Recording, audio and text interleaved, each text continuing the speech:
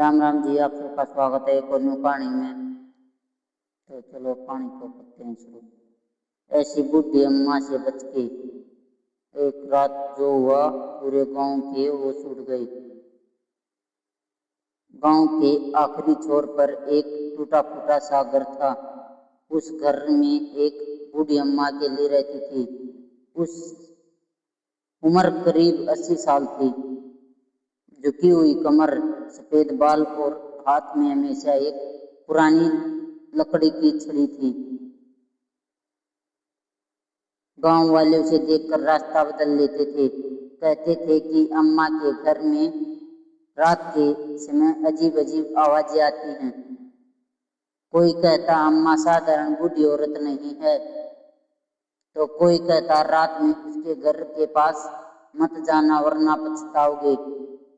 लेकिन गांव का एक मोहन नाम का इन बातों पर विश्वास नहीं करता था। एक रात मोहन देर से अपने खेत से लौट रहा था। रास्ते में से वही बूढ़ी अम्मा दिखाई दी। अम्मा सड़क के किनारे बैठी कांप रही थी।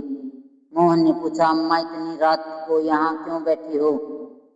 अम्मा ने धीरे से उसकी तरफ देखा और बोली, बेटा मुझे घर तक छोड़ दे, लेकिन रास्ते में पीछे मुड़कर मत देखना।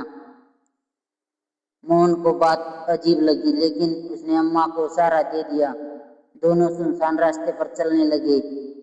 कुछ दूर जाने के बाद मोहन को पीछे से पायल की आवाज सुनाई दी, छन छन छन। मोहन डर गया। अम्मा ने तुरंत कहा, पीछे मत देखना। मोहन ने मत करके पूछा, अम्मा पीछे कौन है? अम्मा बोली, जो भी है उसे हमारे साथ नहीं चलना चाहिए। अब मोहन के कदम तेज हो गए, लेकिन तभी पीछे से किसी ने आवाज लगाई, मोहन। मोहन रुकने ही वाला था कि अम्मा ने उसका हाथ कसकर पकड़ लिया, रुकना मत। मोहन का दिल तेजी से धड़कने लगा। कुछ देर बाद दोनों अम्मा के घर पहुंच गए। अम्मा ने दरवाजा खोला और मोहन को अंदर बुलाया। मोहन ने अंदर देखा तो कमरे की दीवार पर गांव के कई लोगों की तस्वीरें लगी थी। लेकिन सबसे डरावनी बात यह थी कि उन तस्वीरों में कुछ लोग ऐसे थे जो कई साल पहले मर चुके थे। मोहन डरकर पीछे हट गया। अम्मा ये सब क्या है? अम्मा ने उसकी तरफ देखा और बोली, अब तू सच जान चुका है। मोहन कांपते हुए बोला, कैसा सच? अम्मा ने कमरे के कोने में से एक पुरानी संदूक निकाली। उसमें गांव के पुराने कागज, जमीन के दस्तावेज और कुछ तस्वीरें थी।